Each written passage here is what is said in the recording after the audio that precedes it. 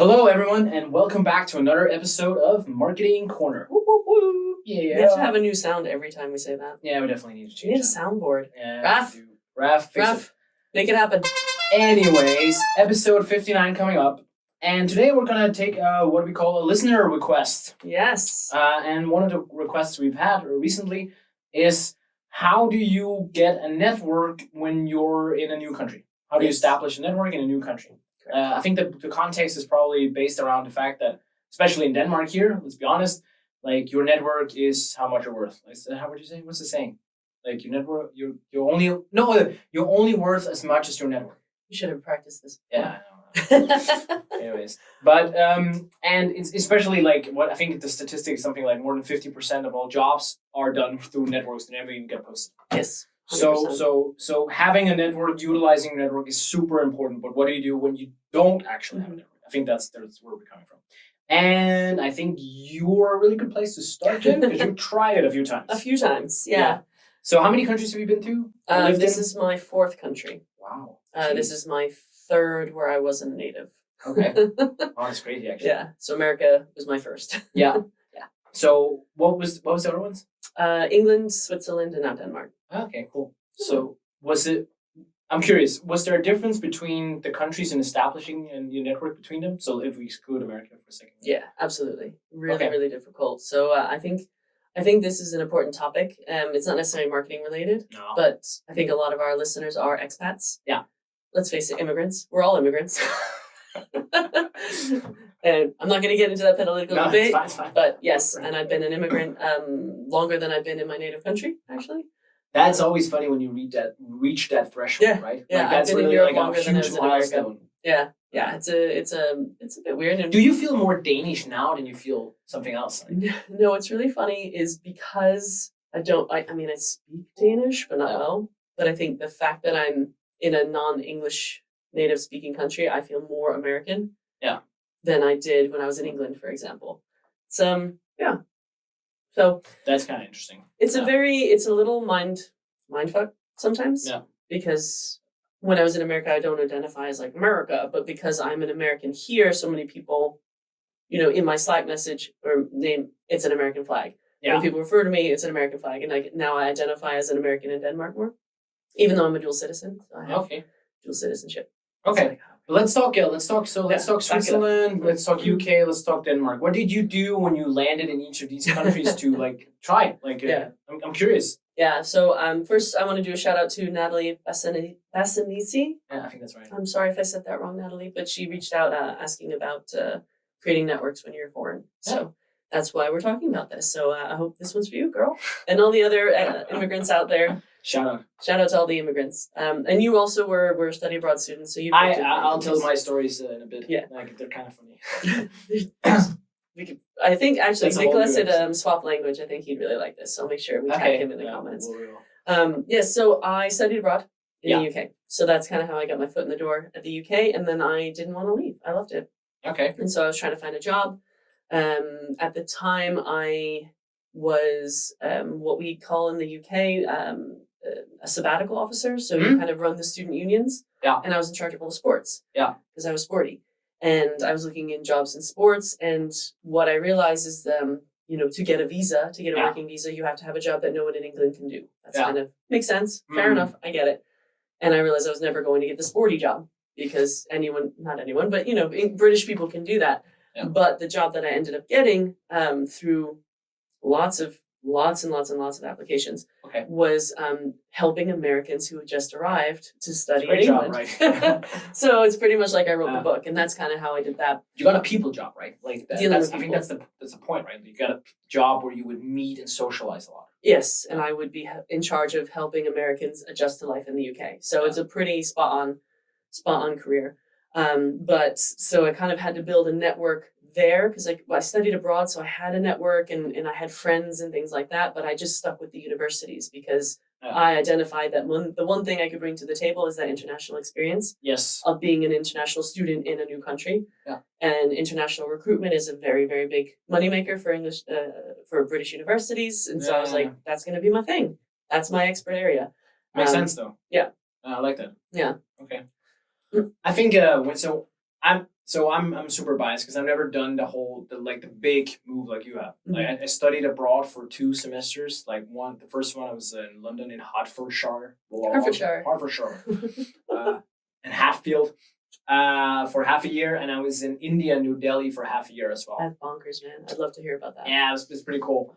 But one of the things I learned, and like this, I think this goes for every country, and it's like super basic, but not a lot of people might do it. I was wearing what I call the yes hat, like, and it was just like a yes man kind of thing. I would literally say yes to everything, like anything, whatever it is, and I have a specific example. So I was so there was this at the UK campus there at the Hatfield, the Hertfordshire University.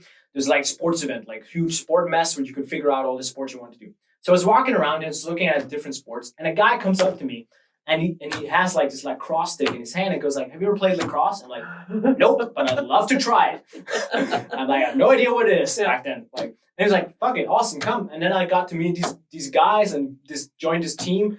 And it was amazing. I had no idea how to play lacrosse. And I'm now never gonna be a good lacrosse player. But I had a great time. And then after that, I also met a few guys playing American football. They're like, "Hey, you want to play American football?" Like, of course I do. Nothing I ever wanted to do.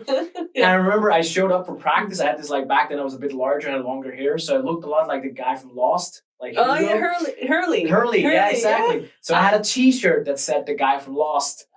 So immediately I got known, an entire team, as the guy from Lost, and then suddenly everyone knew me. Like the whole campus was like, "Oh, that's the guy from Lost.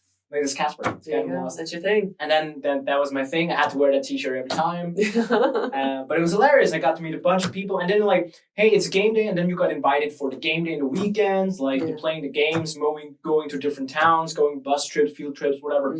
So sports has always been a really good way for me. To get in. I have a small addition to that because I did the same thing, and people. I remember one time there was a knock at my door. I was hungover because UK. Yeah. And they're like, "Hey, you play baseball, right? You're American?" And I was like, "Softball, yeah, okay." And they're like, "We need someone for cricket. Can you get ready now?" And they just took me to a cricket match.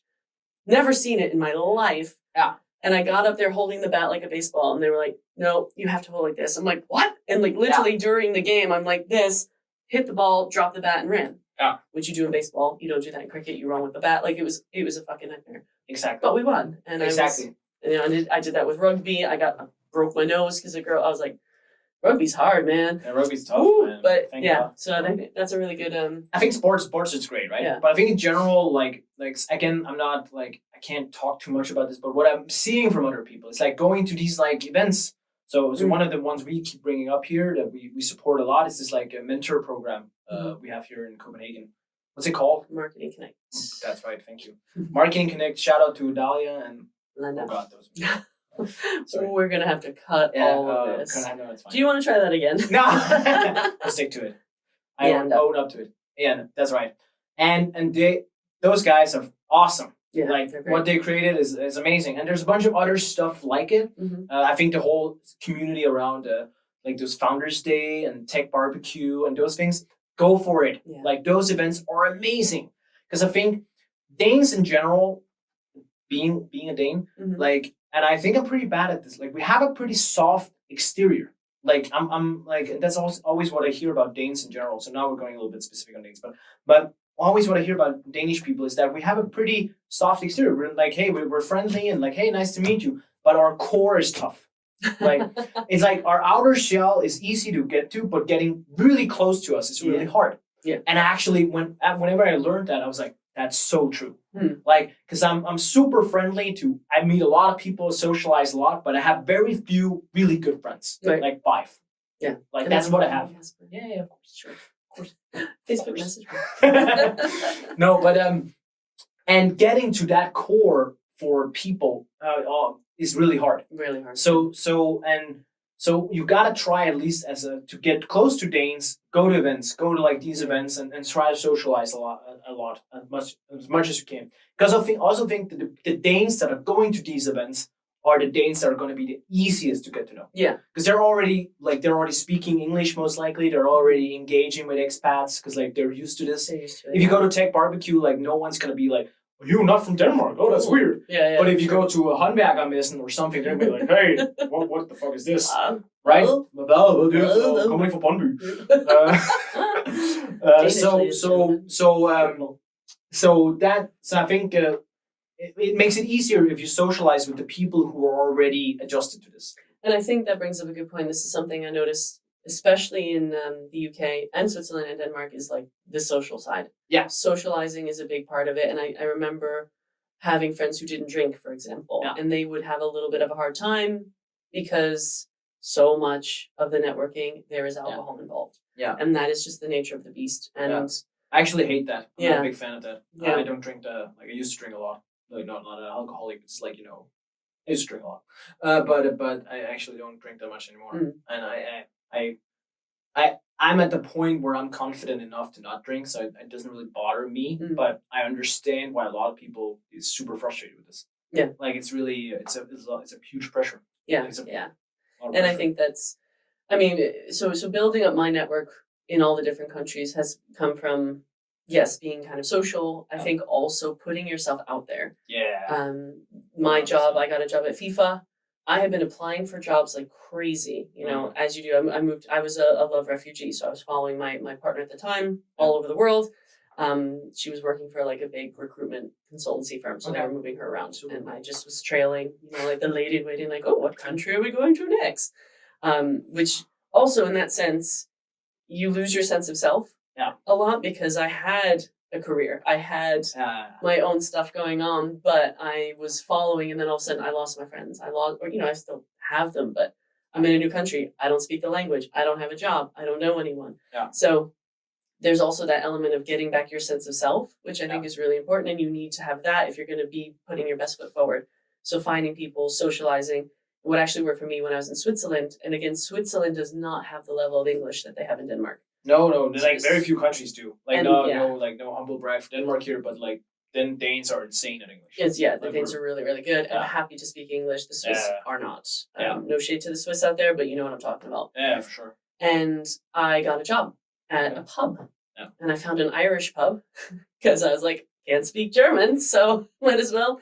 So I went to an Irish pub, and they made me work for free one shift, and I did a good job. And they're like, yep, you're hired. And that's where my social circle started to expand. And that's actually how I got my job at FIFA, funny enough. So I was behind the bar pulling some pints, and I heard someone go, what the fuck are you doing here? Yeah. And I looked up, and it was one of my students from my study abroad program in England who had moved to Zurich. And I was like, right? What are the chances that he's a student? I love this. This stuff happens all the time. Yeah, man. So serendipity. I love it. And so I'm like in this bar in Zurich looking across from a French exchange student who I had some interactions with, not a ton. But he was a nice guy. I knew him, he knew me.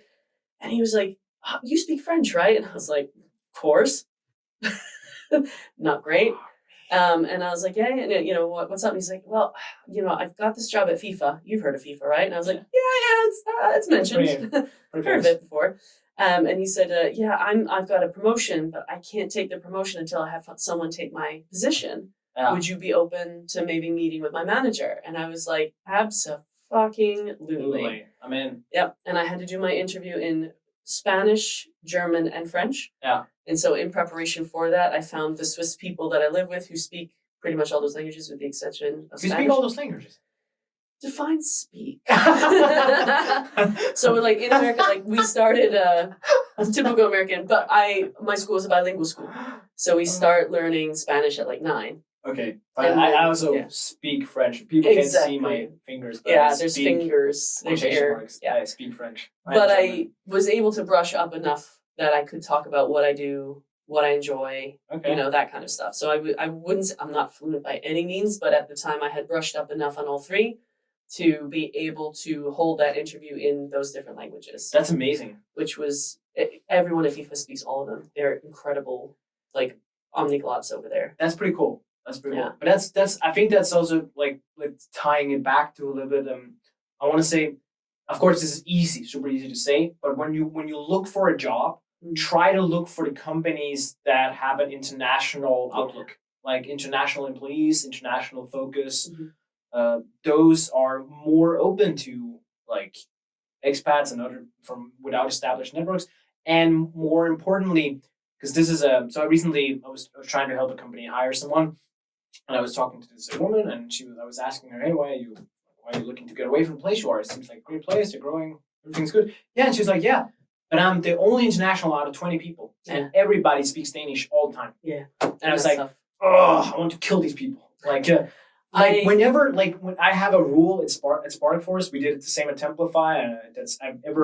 I tried it when I was in India because I was in this French group and they always spoke French around me. That's the first time I really felt it on me, where I was like, okay, I don't understand anything you're saying. And this feels really not inclusive. Yeah. So after that, I swore I will never, if there's someone who doesn't speak Danish around me, I will switch to English. I don't care if we're not even talking together. Yeah.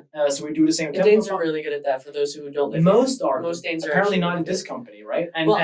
Sorry. No, and my point is just like, if you end up in that situation, it's so rough. Yeah. Like, it's so tough. It must be so hard to actually create, because like a job is such a big part of who we are and the friends we meet and the people we hang out with, especially if you're an expat. So if you're stuck at a job with only Danish people, get the fuck out of there.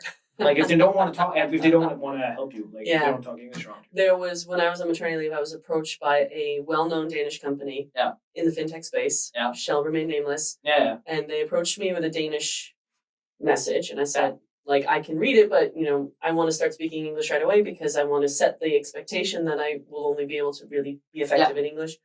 And they're like, no problem. Here's the job description, all in Danish. And I was like, look, clearly this isn't the place for me because I do need you to do this in English. And they said, no, we're changing.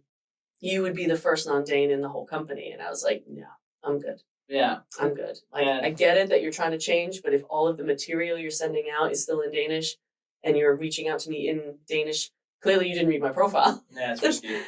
But I think that's a really important point. And at FIFA, the official language is English, but we have to work with clients in those 4 other languages. Oh, that's pretty cool. But because there's people who are much better than me, I got all the native English stuff because native English is easy to speak. I think it's very difficult to write well. Yes. It's very hard to learn how to write English properly. Even most native English people get there, and there wrong. But that's also the thing, right? Like, there's so many benefits. Like, don't get me wrong, Danes are good at English, but we're not. Like, I will never be as good as an American at writing, let's say that, or talking or speaking, whatever. Like, I'm pretty good, I think, but I'm not. I will never be as good. Yeah, it's just not possible. And that can be your niche, right? And then like, so if you come as an American, like, if you have, like, for the content we produce at Spark Force, yes, we have a bunch of Danish clients, but most of our clients we're writing for them in English. Yeah. Like 80% or something. Mm-hmm. So you already have a leg up here, compared to the Danish candidates, because you most likely write better than they do. And that was the interesting thing at FIFA, where I could make my niche because we also had to take the phone. So what I did was, for those of you who follow football, there's a transfer window. Yeah. And when the transfer window closes, all the transfers have to be done. If you miss that window, you have to wait the next one, usually 6 months. Yeah. And that's not great if you have a player who's looking for a job or whatever. Yeah. And so on that transfer window, as they're closing, you have to answer the phone. Yeah. And people are calling saying, your website's down, or this isn't working. You have to help them get it across, because if they miss the deadline, everyone's in trouble, basically. And I couldn't take the phone most of the time because you could get calls from Spain. I took a call from Colombia. No, sir, could not understand a word. I took a call in French from Senegal. And I really needed to find help. So I was like, look, I'm not providing any value here, but let's swap it. I will take all the non-Spanish, German, or French speakers. So I had all of Asia, all of the Middle East. So I had a larger group of clients, more work to do, but that's how I was able to say, here's how I can help here. Yeah, that makes sense. And then on top of that, I took over all the official writing the newsletter. So I would write the newsletter in English, and then I would have it translated. There's a huge translation department, stuff like that. Before ChatGPT. Before ChatGPT. You're welcome. Just literally got it. Sorry, guys. Sorry. But that was kind of where I could provide value. So I did all the writing, and then I took over the Twitter, and this is where my marketing interest really sparked, because I could do stuff. Then it snowballed, right? Yeah. And then I saw, hey, I can actually make things better, and blah, blah, blah. And then, then the Love Refugee had to pack up the bags and head over to Denmark and move again as soon as I found my niche. And I had to do it all over again. And what I did here, again, Love Refugee, didn't have a job, didn't have any... But at least at this point, you had some experience. Yeah, I had more experience. And I think when you have FIFA on your CV... Yeah, exactly. Like, it opens some doors. It opens some doors. Yeah. But again, everything started with who you know. Yeah. It's always like... Yeah. And I applied for internship jobs. I went to all the events. I went to Tech Barbecue. I went to meetups. I tried to meet people who now are in my life and in my circle and stuff like that. And it was a balance between being bold and going out on LinkedIn and saying stuff that you believe, reaching out to people saying, I love what you're doing. Exactly. And that was kind of like one of my tips I would like to give to people is just like when you come to a new country, new place, if you don't have LinkedIn, make a LinkedIn profile. Start connecting with the people within the companies you think you could work with, want to work with. If you think they're cool, look at okay, so I want to work in marketing. Okay, head of marketing, Copenhagen, go. Flashback. Okay, go through them. Oh, this sounds good. Connect with them if they're up for drinking coffee. And I recently got a message that I'm planning to respond to. Hashtag I need to. But anyways, that said, hey, I'm new to the country and I'm looking to expand a network. And hey, do you want to connect? I'm like, yeah, sure, I'll help you out. Yeah, and a couple of those as well. Need to respond. Yeah. Sorry, people. God. Anyways, my point is that's super cool. And then my trick is also whenever you get that connection, when you get someone like me to respond, actually ask me a question after you've been in contact for a while, hey, do you know any other cool people I should meet? Who else should I meet? Is there any other cool people who you think I should meet? Mm-hmm. That is a great way to get that snowball rolling. Yep. Because then I'll think about maybe you should meet Jen. Okay, cool, I'll introduce you. Sure. And then once you have the introduction, then it's a lot easier. And things can take off from there, absolutely. Yeah. And I would also add to that, 100% agree to that, but I think I would also add, again, putting yourself out there with ideas. Because I think one of the things that I've learned in my career is, especially in startups, they don't know what they need. No. So if someone is like, hey, I'm looking for a content creator, and you're like, hey, well, here's actually what I've looked at your website, I've looked at this, I've looked at that, and I think this is where I can add some value. Yeah. Some of the positions that I've hired were not advertised, but I met someone who applied for one position, and I was like, I think you'd be really good at this. And they're like, I would love to do that. And it was like, let's do this. Bang on. So I think you have to know yourself. You have to know what you want to do. Yeah. Because I think now in this there's two challenges you're going to face in this climate. Is no one has nice to haves. Yes. It's not a thing. It's not a position. You gotta make yourself a necessity. You've got to make yourself a necessity. You got to say, this is what I'm going to bring to the table, and this is what I think you're needing. Totally agree. And that's where things can happen. Yeah. You're probably going to have a hard time. And I talked about with my mentee about this not too long ago. It's a tough time right now for everyone. I'm not hiring right now.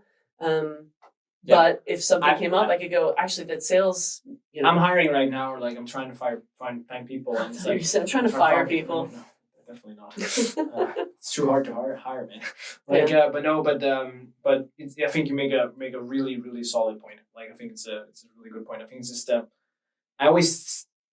I should tell everyone this, but I always told my students at United FinTech, and I do it here as well. It's the students, your main goal is to make it so that I can't live without you. Yeah. Yes. It sounds so simple, but it's actually, the moment I can't live without you, I will go through everything to keep you around. 100%. I will give you a raise. I will hire you full-time project. I don't give a shit. I'll keep you around. Yeah.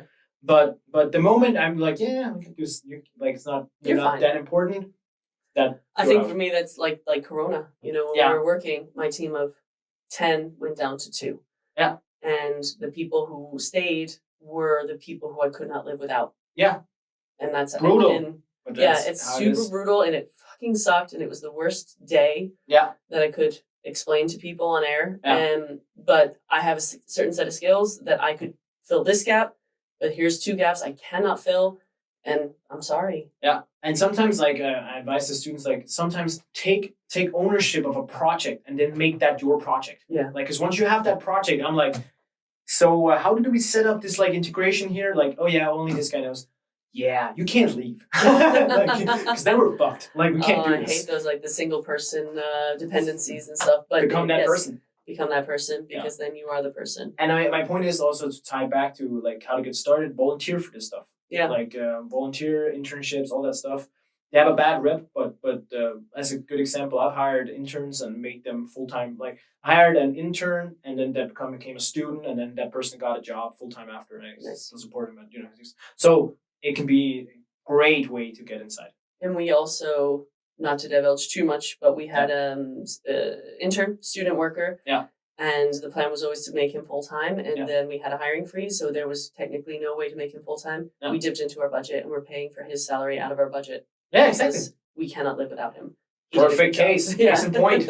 And on that note, And on that note, make yourself invaluable, but yeah, be bold. I think that's Be the main bold. thing. Be bold. Go out there. wear the yes cap, Wear the yes as cap. we say in Danish. Jehen. Yeah, and We call it jehen. Yeah. Kopusen. Kopusen. I have to mention that at least once in it. Cow on the ice. Cow on the ice. No, but be bold. Reach out to people. Most of the jobs that you're probably going to have aren't advertised. Yes. True. And find places you want to work and embed yourself. And with try to those people. socialize with cool people. And try to socialize with cool people and take us out for drinks. Yeah. We like that. Easy. Cheap. Cheap and easy. See you guys. Thanks On for that note, listening. Bye. Bye.